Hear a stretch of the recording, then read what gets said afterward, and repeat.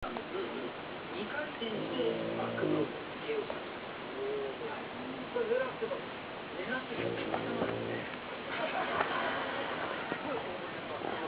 なるほど。ちょっともう相手にあっさりとかわされて、1回転がバックブロークで遠心力がかかります。止まることができた。で、1回転して、もう1回回転して、手出したら相手が倒れてる。